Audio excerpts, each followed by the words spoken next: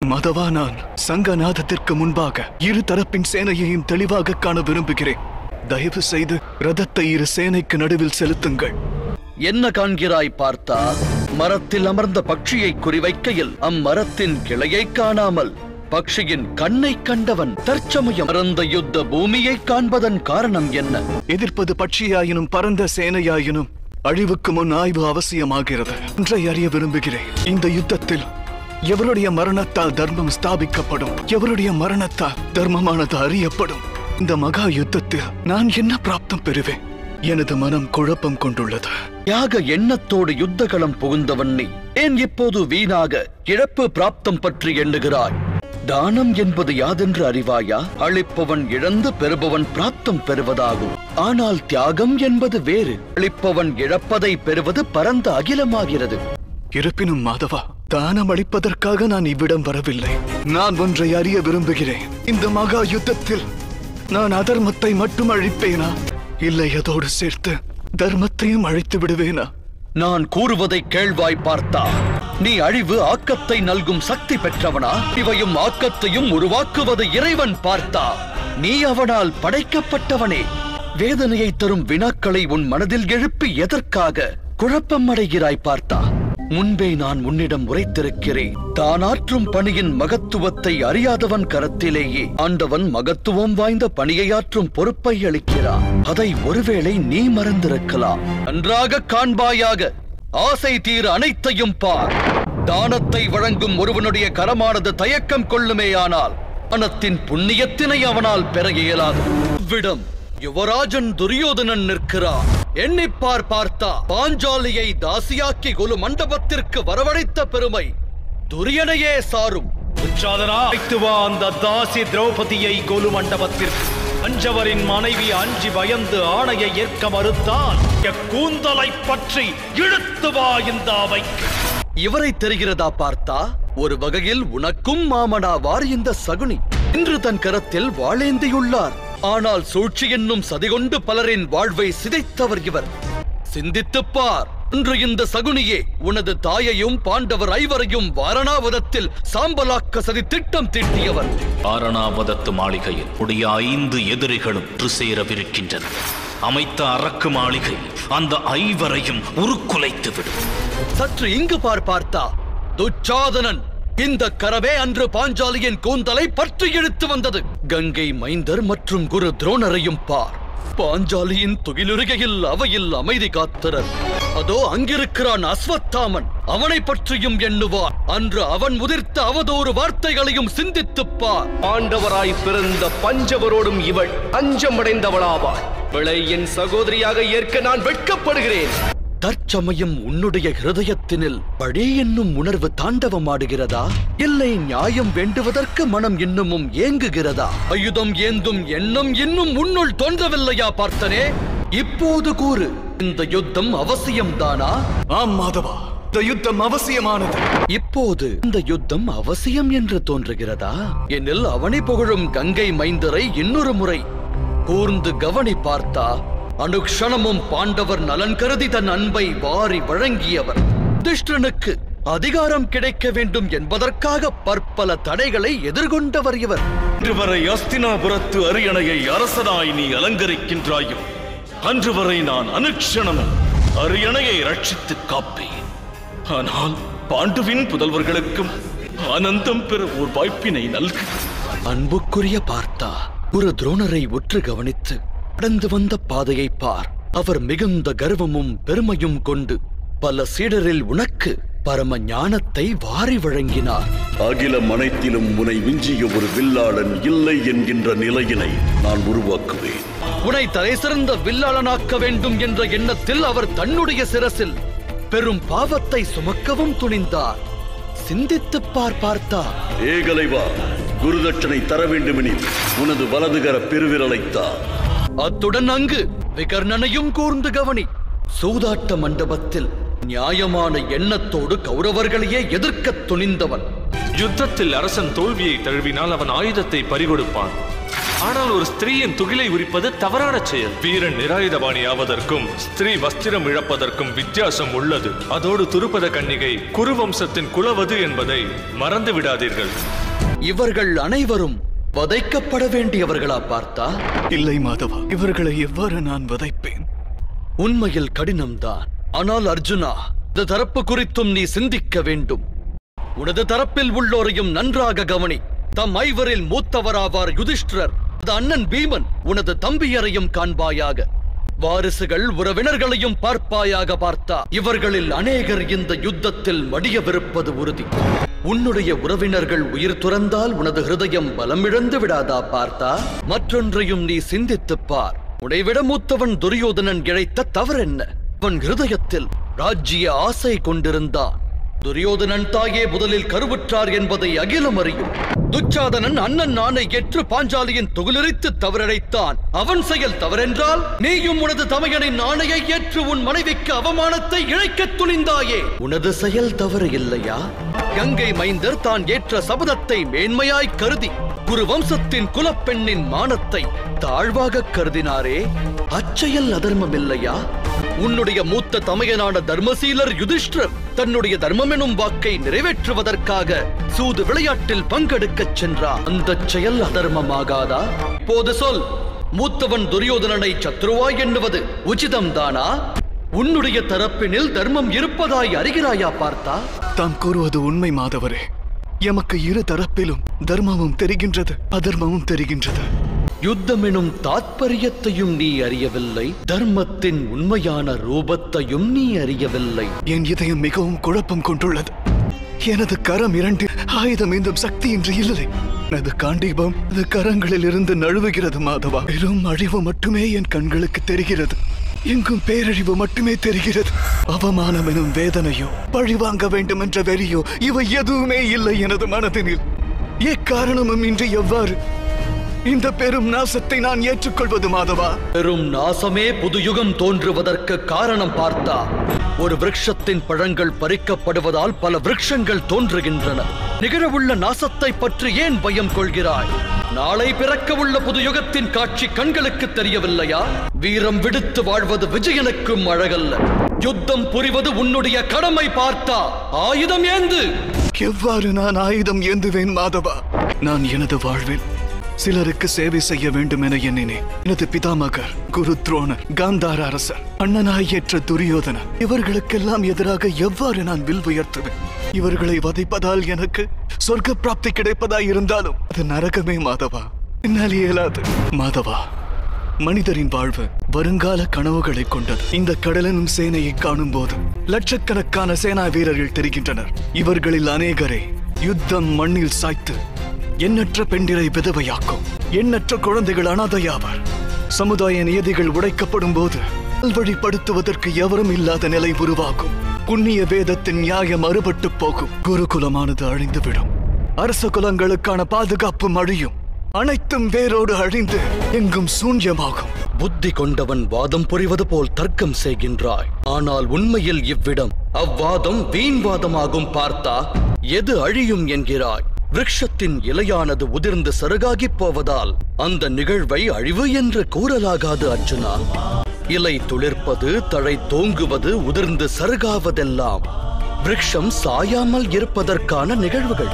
அதுபோல மானிடரது ஜனனம், வாழ்வு, மரணம் ஆகியவையும் சமுதாயத்தின் நன்மைக்கானவை, இந்த அகிலத்தின் நன்மைக்கானவை. அழகிய அகிலம் சுந்தர சிருஷ்டியாகும். இந்த சுந்தர சிருஷ்டி சூத்திரதாரியின் ஆக்கமாகும் பார்த்தா. இந்த சத்திய தத்துவத்தை அறிந்தவன் தர்மத்தின் மார்க்கம் எதுவென்பதை நித்தம் நித்தம் அறிகிறார். ஆம் பார்த்தா, இந்த யுத்தம் அழிவை விளைவிக்கும், அதில் சந்தேகமில்லை. இந்த அழிவினில் புது யுகம் ஒன்று தோன்றும் என்பதை உணர். சமுதாயத்தில் அதர்மத்தின் கரம் ஓங்கியுள்ளது. ஆயிரக்கணக்கான ஆண்டுகள் முன்பு வேதம் கொண்டு ஸ்தாபிக்கப்பட்ட தர்மமானது உச்சரிப்பு நிலையை மட்டுமே எட்டியுள்ளது. ஒரு குலம் பிறந்து குருகுலம் பயின்ற ஓரைந்து பேரும் 50 பேரும் இருகளமாகி போர்க்களம் புகுந்ததா ஊண்டது இந்த குருக்ஷேத்திர யுத்தம் பார்த்தா. யுத்தத்தில் பழமைகள் அழியும், புதுமைகள் பிறக்கத் துவங்கும். வேதம் தோற்றுவித்த தர்மம் புதிய ரூபம் கொண்டு பிறப்பெடுக்கும். ஏழ் தனஞ்சயனே, மாறி பொழிவதற்கு முன்பாக அழகிய நீல வானத்தை கருமையான கார் மேகங்கள் சூழும். அந்த கார்காலமே இந்த போர்க்காலம் என உணர். நடந்தே தீரும் இந்த சமர். மாறி பொழிந்தால் அகிலத்தில் காணும் இடமெல்லாம் பசுமையானது பூத்து குலுங்கும். அதனைப் போலவே இந்த குருக்ஷேத்திர யுத்தம் முடிந்தால் அகிலம் நித்தம் நித்தம் சுகம் பெறும். பார்த்தா விளையவிருக்கும் அழிவை பார்க்காதே, வரவிருக்கும் ஆக்கத்தை பார் தனஞ்சயா. நிகழவிருக்கும் நாசத்தை பார்க்காதே, துவங்கவிருக்கும் ஏற்றத்தை பார் அர்ஜுனா. ஆயுதம் ஏந்து ஆயத்தமாகு. தமது வார்த்தைகள் செவியை எட்டுகிறது மாதவா. ஆனால் அவை இதயம் வரை சென்று உரைக்க மறுக்கிறது. அறங்களுக்கு அரணான முகுந்தனின் வார்த்தை முரணாய் தோன்றுகிறது. தாம் என் நெஞ்ச வயலில் ஞான விதை தூவினாலும் எனது நெஞ்சு அதை கொடிய வினையாக கருதுகிறது. அவ்வாறு இருக்க எவ்வாறு ஞானம் பெறுவேன்? மாதவா, அன்று இந்த பார்த்தனது ரதத்தையும் மனத்தையும் செவ்வனே செலுத்துவதாய் உரைத்தீர் அல்லவா? மூடனாய் விளங்கினாலும் நான் உன்னை சரண் புகுந்த சீடனாவேன் கேசவா. உனது அருட்கரம் எடுத்து என் மனதில் நல்லவைகளை நிச்சயப்படுத்து. எழுந்திரு அர்ஜுனா, எனது அன்பு பார்த்தனே. வாழ்வின் ரகசியம் அறிவாயாக, அகிலத்தின் உண்மையான ரூபத்தை உணர்வாயாக. கரை புரளும் கங்கை பிரவாகத்தில் ஒருவன் தன் சிரமுங்கி எழுவதினால் எதையும் பிராப்தம் பெறமாட்டான். ஆனால் பாவங்களை தொலைத்து நல்வழியை வேண்டி முங்கினால் அவனுக்கு கங்காஜலம் முக்தியை நல்கும். பார்த்தா, சிந்தித்துப் பார் அர்ஜுனா. நீ சங்கடங்களில் உழலப் போகிறாயா, இல்லை சமர்ப்பணத்தால் சமர் செய்யப் போகிறாயா? கூறும் ஞானத்தை உன்னுள் அடக்குவாயாக. வழங்கும் ஞானத்தை பெற ஆயத்தமாகு. இந்த அகிலம் என்பது யாது பார்த்தா? இம்மண்ணில் வாழும் மனிதரும் மிருகமும் புழுவும் பூச்சியும் செடியும் கொடியும் எவ்விதம் உருவாகின்றன? எதை ஆதாரமாய்க் கொண்டு இவை பிறக்கின்றன? எவ்வாறு வளர்கின்றன? எவ்வாறு வாழ்கின்றன? அனைத்தும் எவ்வாறு மடிகின்றன? மறைவிற்கு பின் என்ன நேர்கிறது? அந்த ரகசியம் பற்றி அறிய முற்படு. மனிதனின் தேகம் மண்ணுக்கு சொந்தமானது மாதவா. ஜலமானது சரீரத்தில் ரத்தமாய் பாய்கிறது. வெப்பமே அக்னி, சுவாசமே வாயு. இந்த தேகத்தின் வெறுமை ஸ்தானமானது ஆகாயமாகின்றது. அதாவது நிலம், நீர், வாயு, அக்னி, அதோடு ஆகாயம். இந்த பஞ்சமகா பூதங்களும் சரீரத்தோடு தொடர்பு கொண்டவை. அந்த வகையில் கங்கை மைந்தரும் துரோணாச்சாரியரும் நிலம், நீர், வாயு, அக்னி, ஆகாயத்தை காட்டிலும் உயர்ந்தவர்கள் இல்லை. தர்மத்தின் ஞானியும் அதர்மம் புரிபவரும் பஞ்சபூதங்களோடு இணைந்தவர். பிறகு மோகம் கொள்ள காரணம் என்ன பார்த்தா? அனைவரும் ஒருவரை ஒருவர் அறிவது இந்த தேகத்தை கொண்டே. மண்ணுக்கு சொந்தமான தேகமே அனைத்திலும் முதன்மையானதா? இல்லை பார்த்தா. அந்த கூற்று சத்தியமானால் மரணத்திற்கு பிறகு ஏன் தேகம் அழிந்து விடுகின்றது? உண்மை யாதெனில் ஒரு மனிதன் அறியப்படுவதும் தேகத்தால் அல்ல, அதோடு சம்பந்தங்களின் ஆதாரமும் தேகத்தை கொண்டதல்ல. மனிதனுடைய சுபாவம், அவனுடைய நடத்தை, அவன் ஆற்றும் செயலே அவனது பரிச்சயம். இந்த சுபாவம், நடத்தை மற்றும் செயல்கள் எவ்வாறு உருவாகின்றன அதை குறித்து ஆலோசி. மானிட வாழ்வென்பது கண்ணிற்கு புலப்படுகின்ற புலப்படாத 20 பண்புகளோடு தொடர்புடையது. இருப்பினும் பார்த்தனே, ஒவ்வொரு மனிதனுடைய சுபாவமும் காரியங்களும் மாறுபட்டு வேறுபட்டு விளங்குகின்றன. அதற்கு காரணமானவை இந்த சிருஷ்டியின் 3 குணங்கள்: தமஸ், ரஜஸ், அத்துடன் சத்வம். 3 குணங்களின் அர்த்தம் என்ன மாதவா? தமஸ் என்பதன் அர்த்தமாகும் காரிருள். நன்மை தீமைகளை பற்றி எண்ணாது வாழ்வை கழிக்கும் ஜீவன் இருள் வாழ்வாய் அறியப்படுகின்றது. பறவைகளையும் விலங்குகளையும் போல சரீர இச்சைக்காக மட்டுமே வாழும் வாழ்க்கை அது.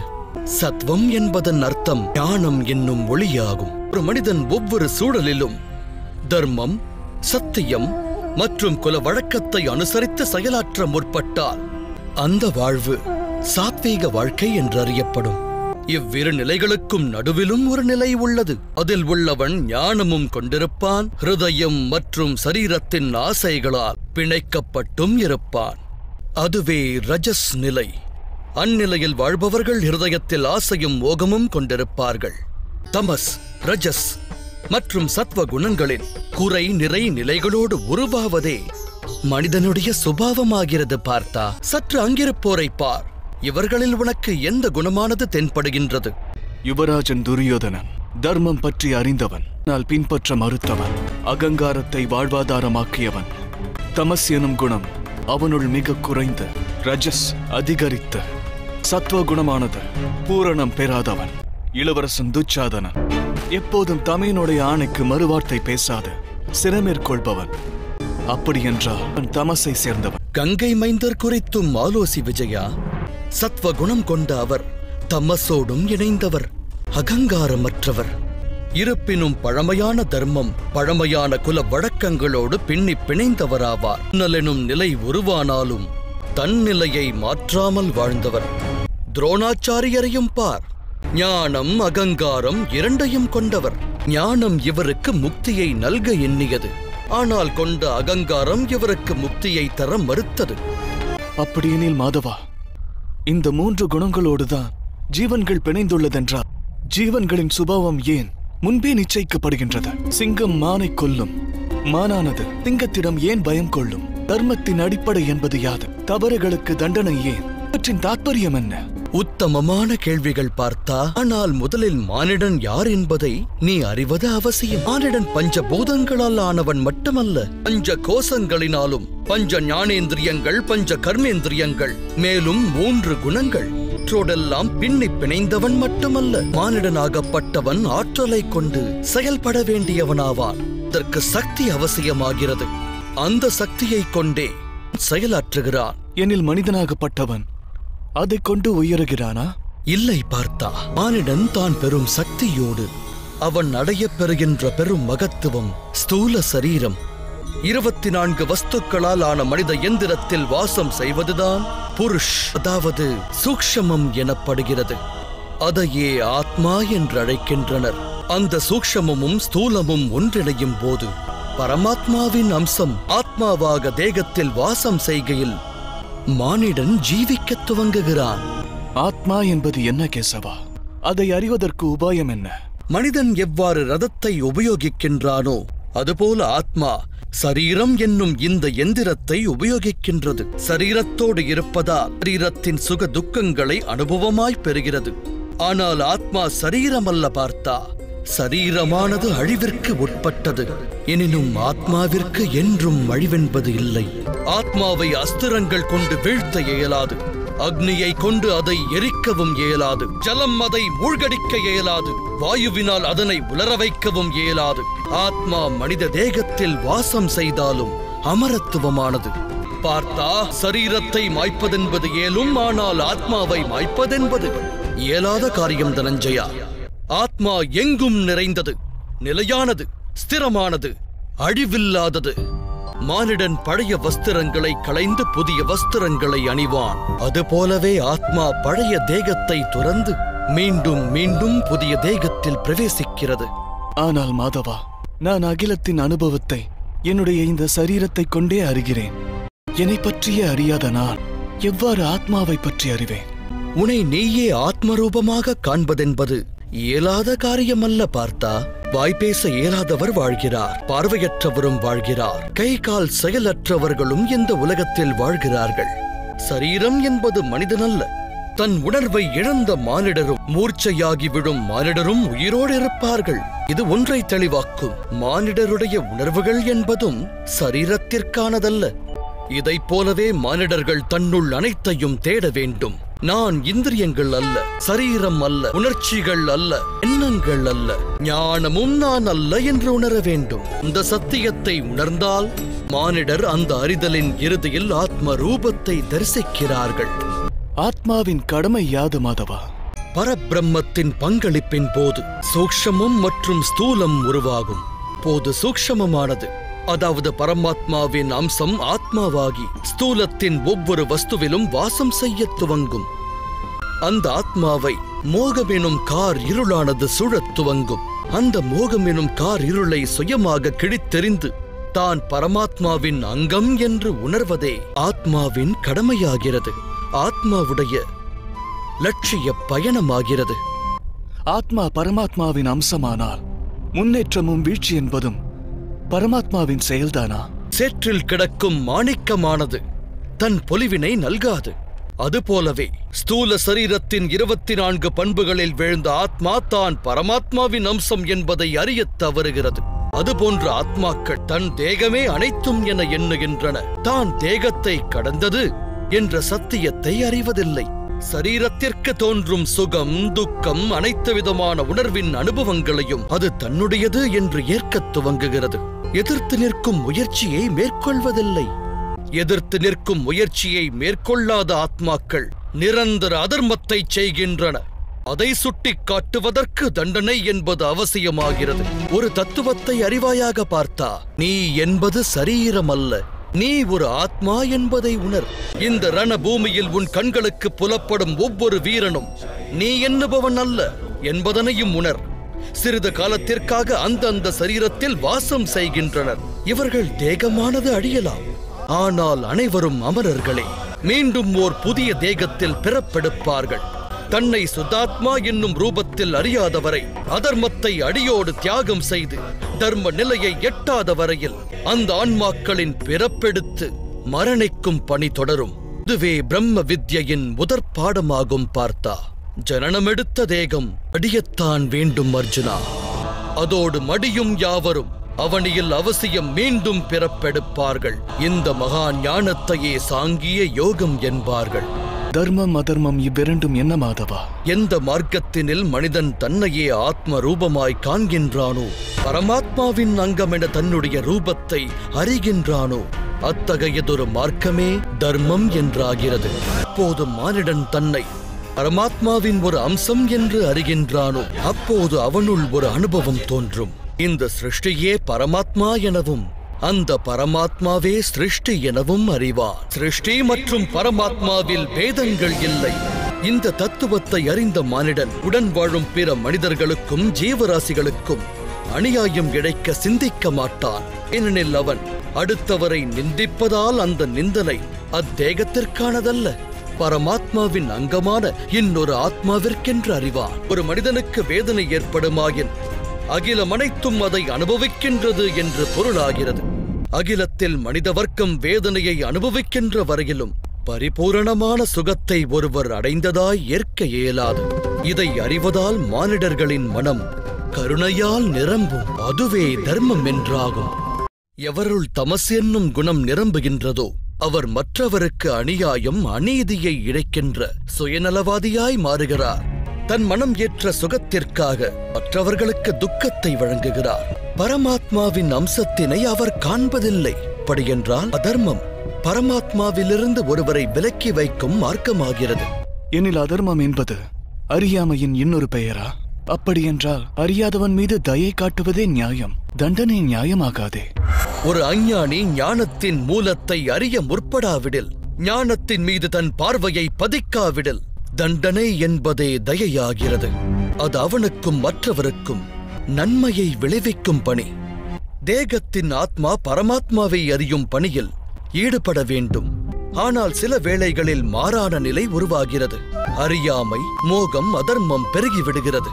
அகிலத்தில் தர்மம் வேரோடு அழியும் பயம் உற்பத்தியாகிறது. அகிலத்தில் தர்மம் அழியும் நிலை ஏற்பட்டால் சத்மார்க்கத்தை நல்கும் கருணையும் சத்தியமும் காணாமல் போகிறது.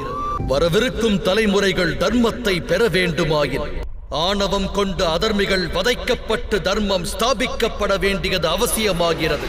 அந்நிலை இன்றும் உருவாகியுள்ளது. பார்த்தா, தர்மத்தை ஸ்தாபிக்கும் கடமை உன்னுடையது அர்ஜுனா. ஆகையால் பலகீனத்தை விரட்டு, யுத்தத்தில் பங்கெடுக்க பலத்தை திரட்டு. என்னுடைய இரு கரம் கொலைகளை புரிந்தால், நான் மற்றவர் உயிர்களை பறித்தால், இது என்னுள் உள்ள கருணை அழிவதற்கு இணையல்லவா?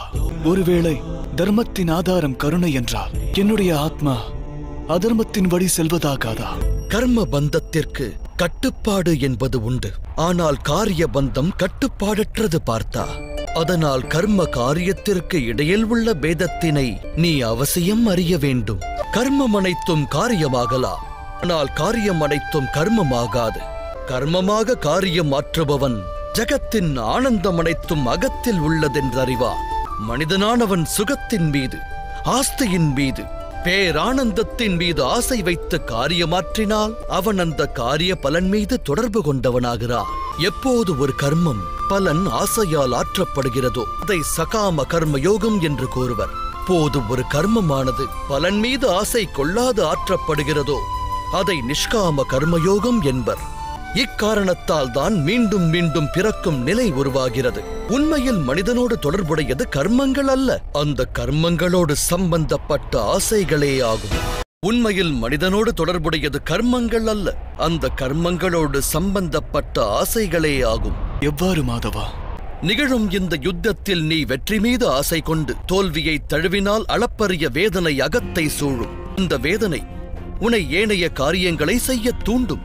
ஆதலால் நீ மறுஜன்மம் எடுப்பாய். ஒருவேளை போரில் வெற்றி பெற்றால் உன்னில் அகங்காரம் ஓங்கும்.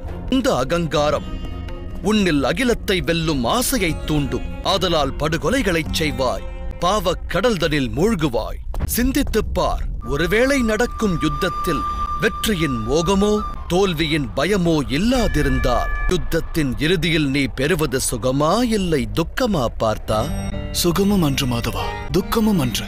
எனில் உன்னுடைய சுகம், துக்கம், வேதனை, நிராசை, அகங்காரத்திற்கு இந்த யுத்தம் காரணம் அல்ல. நிகழும் யுத்தத்தோடு நீ கொண்டிருந்த அளப்பரிய ஆசைகளே அதற்கு காரணமாகிறது. எனது வார்த்தைகள் சத்தியம்தானே பார்த்தா? சுக துக்கத்தை சமமாய் பாவித்து லாபம் நஷ்டம் வெற்றி தோல்வி பற்றி எண்ணாமல் நீ யுத்தம் புரிந்தால் தனஞ்சயா நீ என்றும் பாவத்தின் பாகமாக மாட்டாய். இதையே கர்மயோகம் என்று கூறுவர். எவர் சாங்கிய ஞானத்தை பெறுகின்றாரோ அவர் ஒன்றை அறிவார், கூட்டில் குடியிருப்பது ஆத்மா என்று உணர்வார். சரீரத்தின் சுகமான அனுபவங்கள் எல்லாம் மரணம் வரையிலேயே, அதாவது அவை உண்மையல்ல, வெறும் மாயையே. இதை உணர்ந்தால் கர்மயோகியாவது இலகுவாகிவிடுகிறது. ஆனால் மாதவா, காரியபந்தம் நிச்சயம் என்றால் உலக வாழ்வை தியாகம் செய்து துறவரம் மேற்கொள்ளலாம் அல்லவா? அந்த எண்ணத்தினால் விளைந்த விளைவுதான் இந்த யுத்தம் என்று உணர்வாய். சிந்தித்துப் பார், சத்வ குணங்கள் அனைத்தும் நிறைந்த தர்மத்தை பற்றி அறிந்தோர் கர்மத்தை விட்டு விலகுகையில் தர்ம எண்ணம் கொண்டோர் கரங்கள் அகிலத்தை எரிக்கத் துவங்குகிறது. அன்று பிதாமகர் தனது சுகத்தை தியாகம் செய்யாது இருந்திருந்தால் அதர்மத்தின் கரம் இன்று ஓங்கி இருக்காது.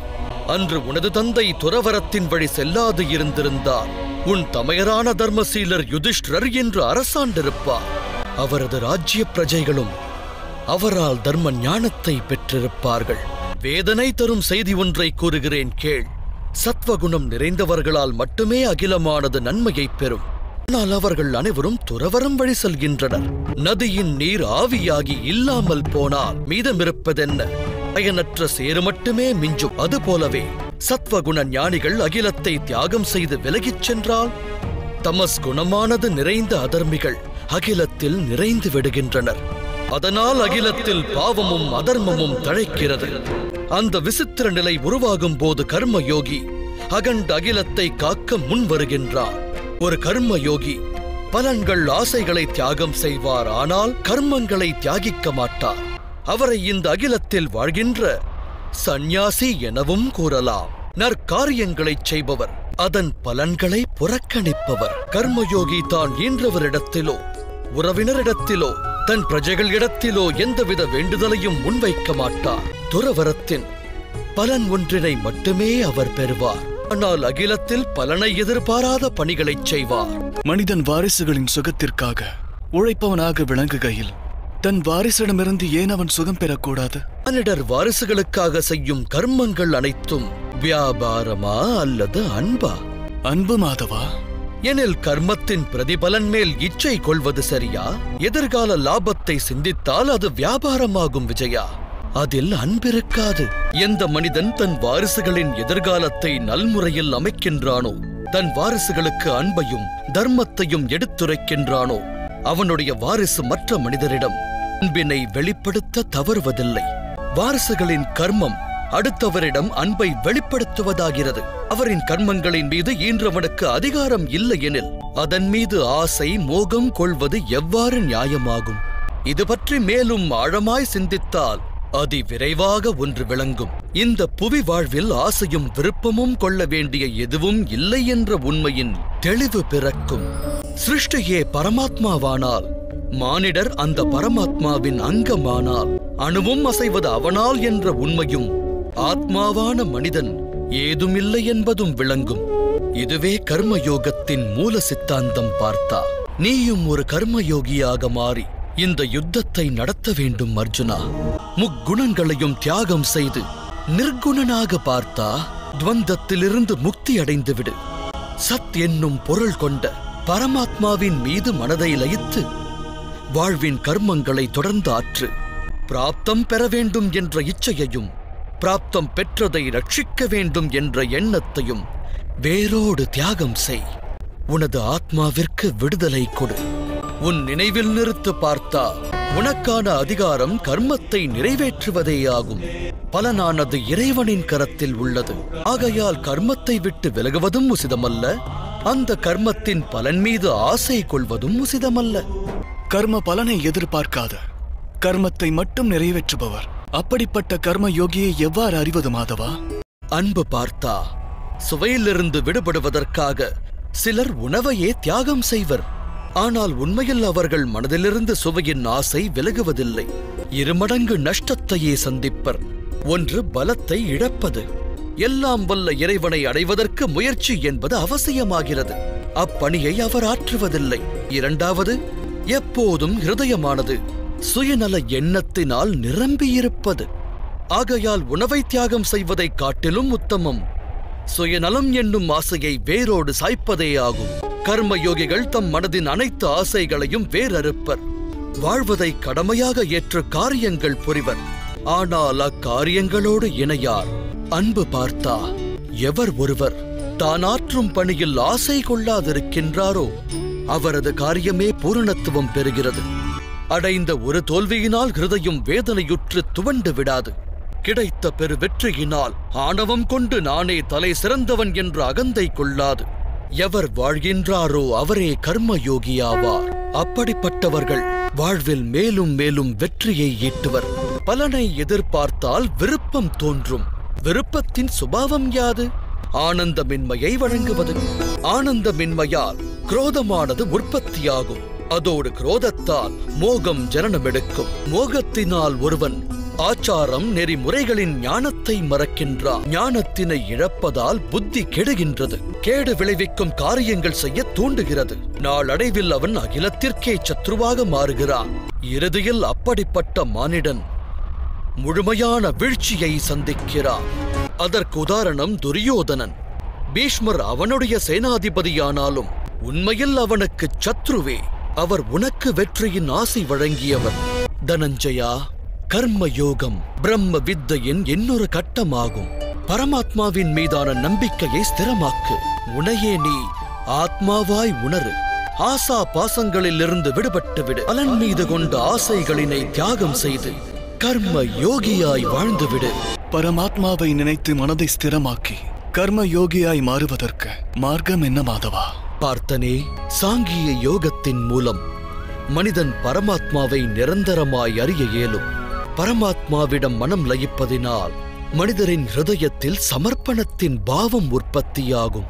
அந்த பாவத்தை தான் பக்தி என்று கூறுவர். பக்தியினால் மானிடன் சத்திய அசத்திய ஞானத்தை பெறுகிறான். அந்த ஞானத்தினால் அவன் பரமாத்மாவின் தரிசனத்தை பெறுகிறான். அதோடு யார் பரமாத்மாவின் தரிசனத்தை பெறுகிறாரோ அவரே உண்மையில் கர்மயோகியாய் மாறுகின்றார். பிறப்பு என்னும் துன்பத்திலிருந்து விடுபட்டு மோட்ச நிலையை எட்டுகின்றார். அனைத்து ஆத்மாக்களின் இறுதி லட்சியம் அதுவே. கர்ம பாதையின் இலக்கும் அதுவே ஆகும்.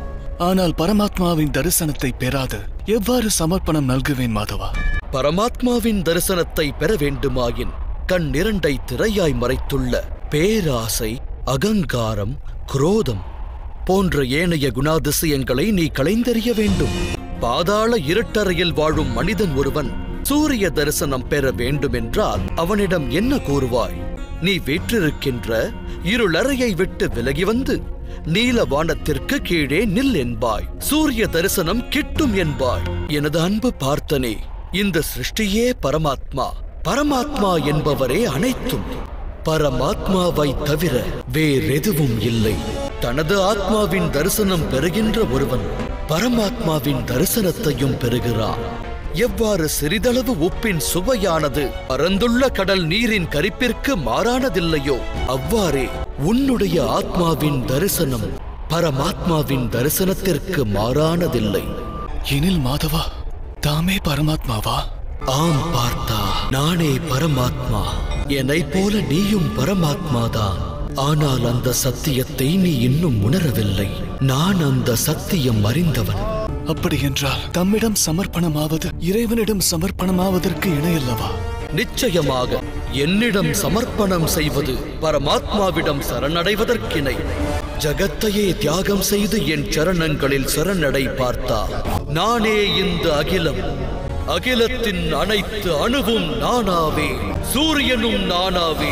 குளிர் சந்திரனும் நானாவே. நட்சத்திரங்களும் அனைத்து கிரகங்களும் நானே. ஒளி பொருந்திய சூரியனை விட புராதனன். விருட்சத்தில் துளிர்க்கின்ற தளிரை விட புதுமையானவன். அனைத்து மானிடரும் நானாவே.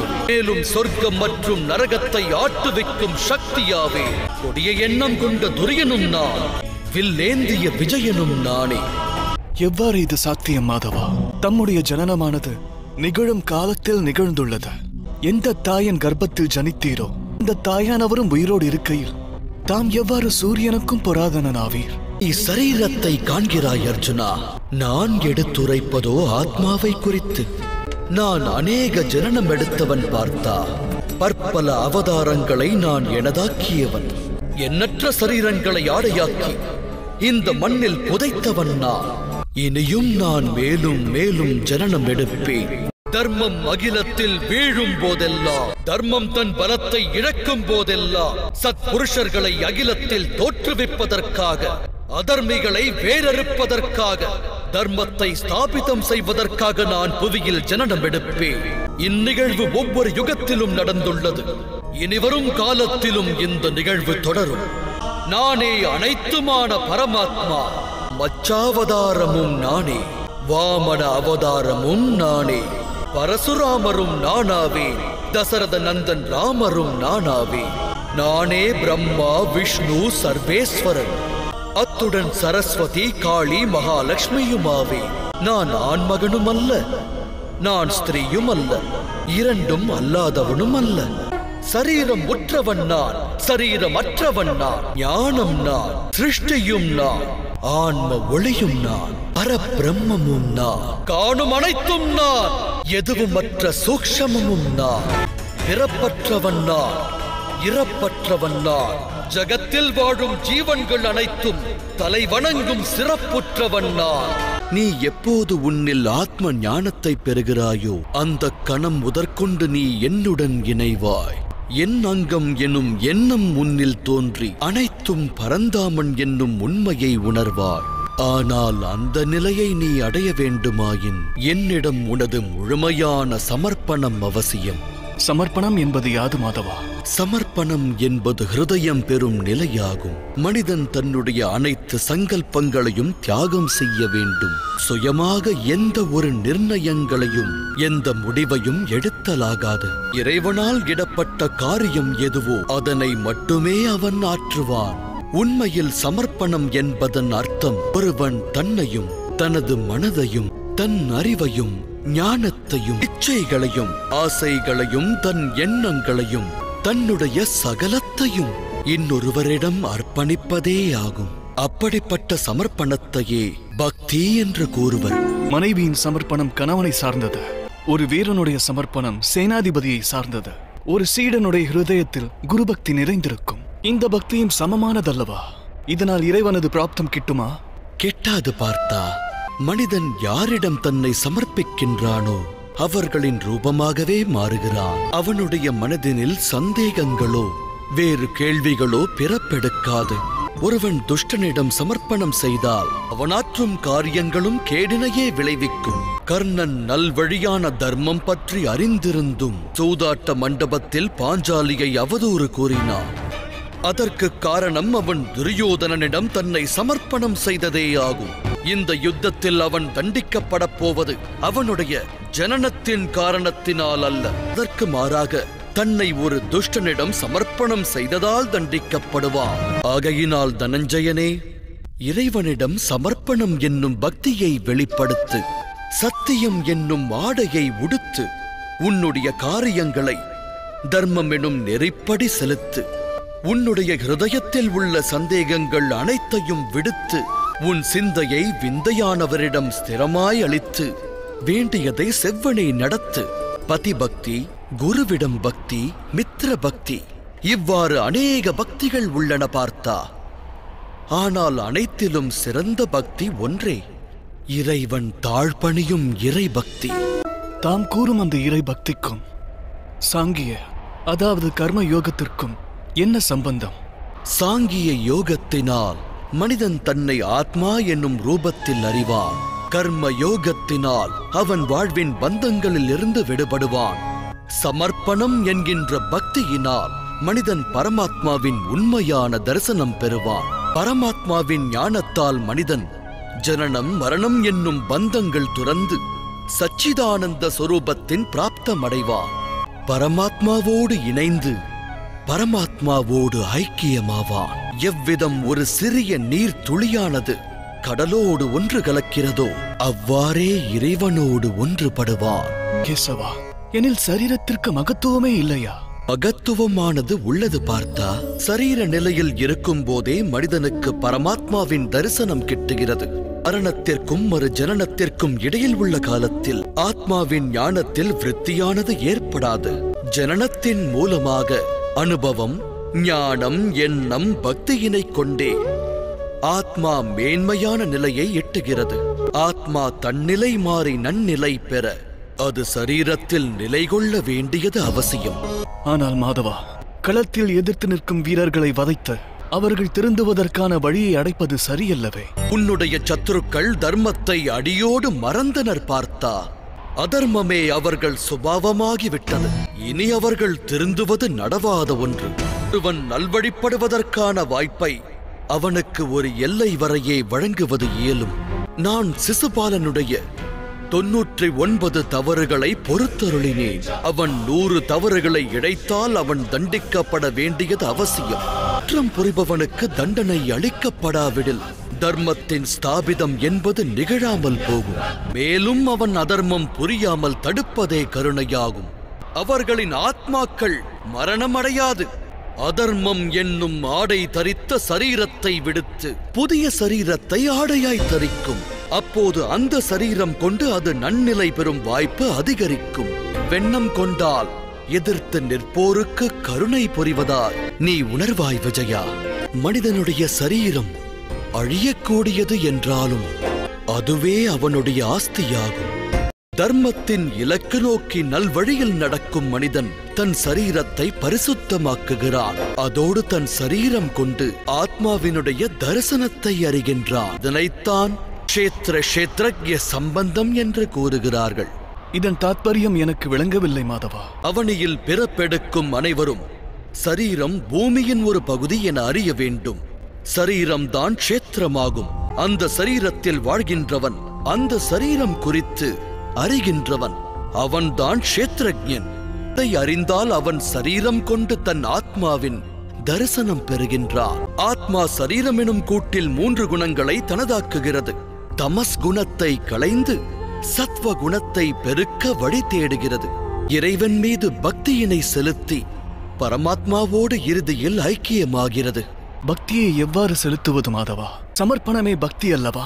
இல்லை பார்த்தா, சமர்ப்பணம் என்பது பக்தியின் முதற்படியே. விவாகச் சொன்னால் பக்தி என்பது ஓர் காரியத்தின் பெயர் அல்ல, இது மனம் கொள்ளும் நிலையின் பெயராகும்.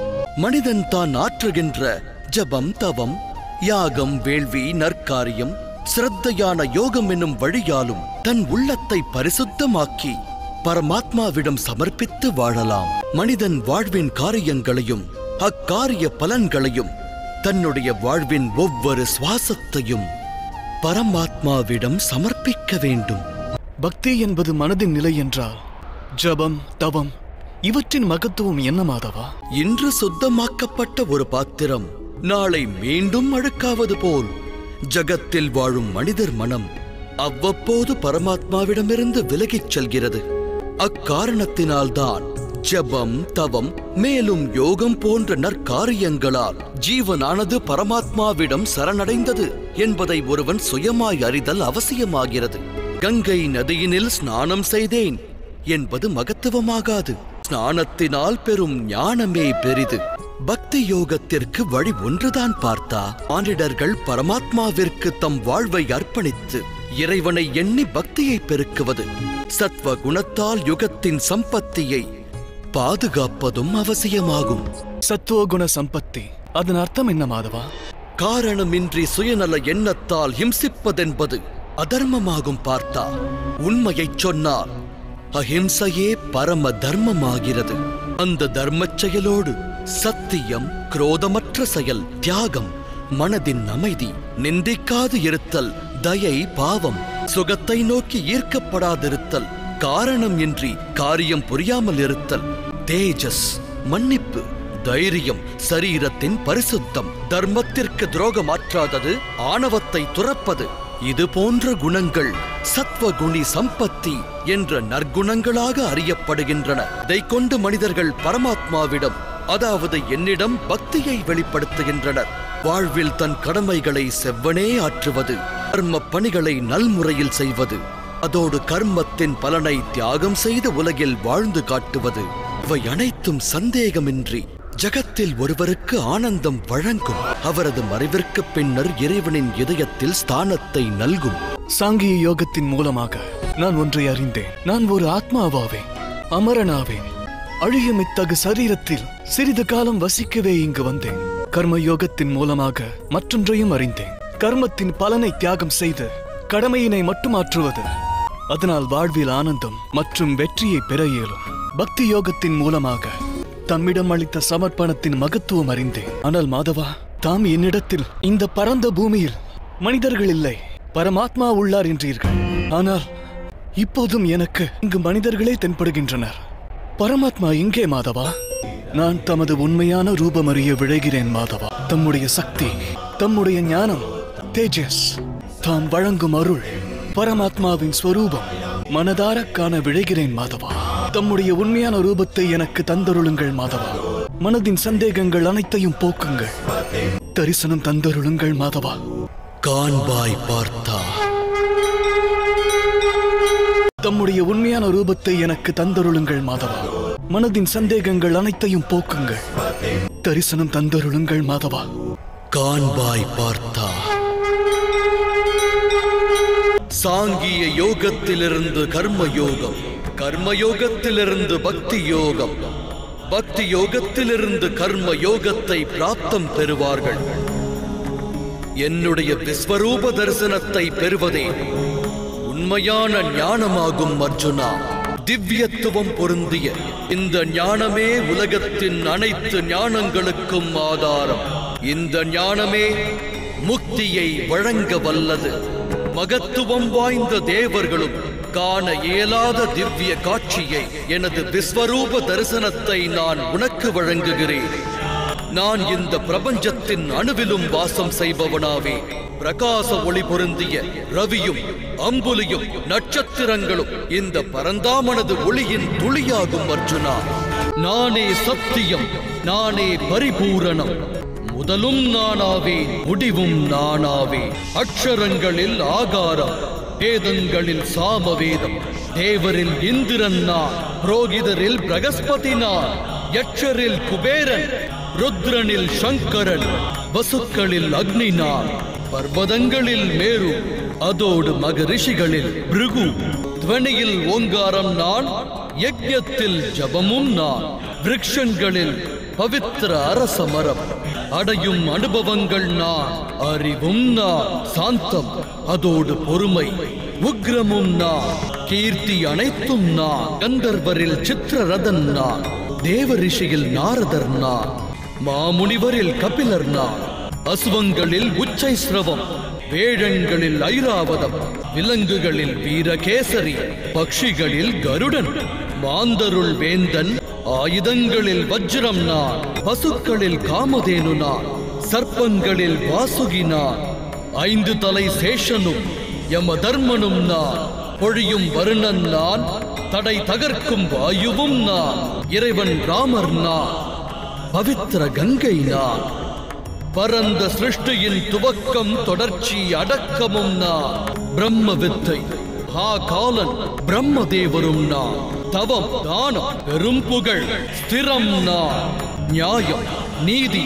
தண்டனை மரணம் அத்துடன் தத்துவ ஞானமும் நானே, வாசுதேவன் நான், அர்ஜுனன் நான், வேத வியாசன் நான், நானற்றதென அகிலத்தில் எதுவும் இல்லை, என்னுள் உறையும் பேராற்றலில் ஒரு சிறு ஆற்றல் மட்டுமே தரணியை தாங்கியுள்ளது என்னும் தத்துவத்தினை உணர்வாயாக அர்ஜுனா. அவனியில் காட்சி தரும் அனைத்தையும் அழிக்கும் உருவமாய் நிற்கிறேன். அஸ்திரத்தை நீ ஏந்தவில்லை என்றாலும் அனைவரும் என் வாயிலாக அழிந்து போவார்கள். ஆகையால் மோகத்தினை வீசி எறிவாய், கர்ம நெறிப்படி காரியம் புரிவாய், பலன் மேல் கொண்ட பற்றுதல் புரிவாய், அனைத்தும் ஹரி என்னும் தத்துவம் அறிவாய். ஏந்து உன் காண்டீபத்தை, நடத்து யுத்தத்தை. அன்பு மாதவா, மதுசூதனா, என் ஹிருதயத்தில் இருந்த சந்தேகத்தை அழித்த கேசவா, மனிதராய் பிறந்த பரம்பொருளே, தாம் எமக்கு இட்ட ஆணையை நான் சிரமேற்கொண்டு நடப்பேன். கரிஷ்யோச்சனம் தவா.